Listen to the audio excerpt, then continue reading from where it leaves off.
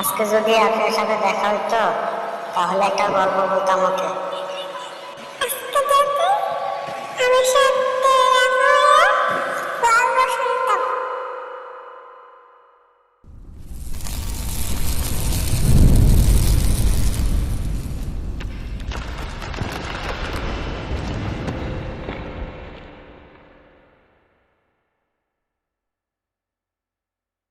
যাক, তোমার সাথে দেখা হয়েই ভালোই হলো।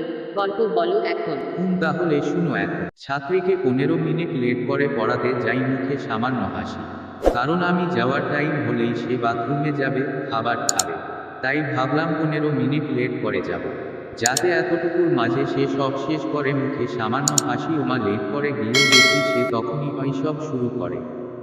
অতঃপর বুঝলাম এটা আমার ছাত্রী। ভাবলেশহীন মুখ একটু বাঁকা তো হবে, তাই এখন থেকে 15 মিনিট আগে যাই। কৃত্রিম হাসির মুখ। এখন যাই করি, টাইমলি পড়া হবে। ছাত্রী মাত্রারিক্ত পড়া চোর।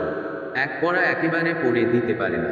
সামনে পরীক্ষা, বহু ভেবে চিনতে টাইমের বেশি পড়ানো শুরু করলাম। এখন ওর পড়া যতক্ষণ না হয় তার আগে বের হই না। তো আজকে গেলাম পড়াতে। আজকে একটা পড়াও না পারলে মাইরও খাবা। আমাকে কোনো কিছু জিজ্ঞেস করবে না, যেটা পারবা লিখে তারপর দিবে, নাইলে মাইর। হুমকি টুঙ্কি দিয়ে লিখতে দিলাম। 10 সেকেন্ড পর, আপু এটা কি হবে? আপু এই উত্তরটা ঠিক আছে। আপু এইটার বানান কি? আমি চোখ ছোট ছোট করে তাকালাম। লিখতে দেওয়ার আগে কি বলছি? কি বলছো? আমি অসহায় হয়ে তাকালাম। এটা নতুন না, এরে মারতে মায়া লাগে, তাই মারতেও পারি না।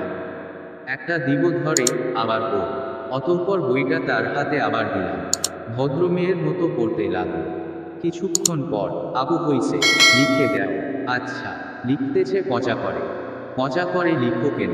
সুন্দর করে লিখো। কাটার শার্পনার কই? জানি না তো আবু। যেহেতু বিছানায় বসি ওর ছোট বোনের অত্যাচারের জন্য, তো পুরো বিছানা খুঁজলাম।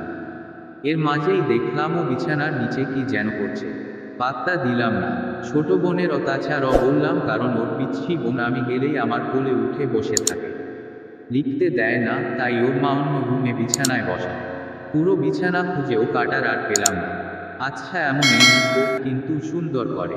ওকে লিখতে দিয়ে আমি হাতে ভর দিয়ে মাথা রেখে চোখ অফ করেছিলাম। কিছু পরেই চোখ খুলে দেখি ও নিজের জিন্স পকেটে রাবার ভরছে। ব্যাপারটা ঠিক বুঝলাম না। যাই হোক, আবার চোখ অফ করলাম। আমি কিন্তু মোটেও কি বা টিচার না। আসলে বেশ কিছুদিন অসুস্থ, আর জ্বর ছিল, তাই ভালো লাগছিল না। কিছুক্ষণ বাদেই ও ডাকল, আপুর আবার কই? আমি তো অবাক, মাত্রই তো পকেটে নিল।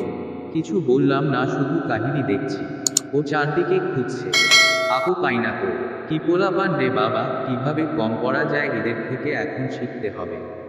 মনে মনে আরো 100 কথা বলে ওকে বললাম, ম্যাজিক দেখবা। ও অবাক হয়ে তাকালো।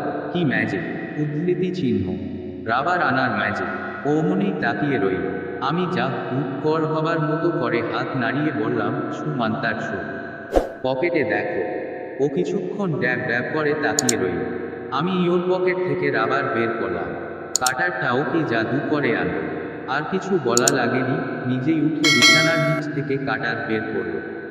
দীর্ঘশ্বাস ফেললাম। এদের বয়সে পড়া কেমনে চুরি করে এটাই বুঝতাম না।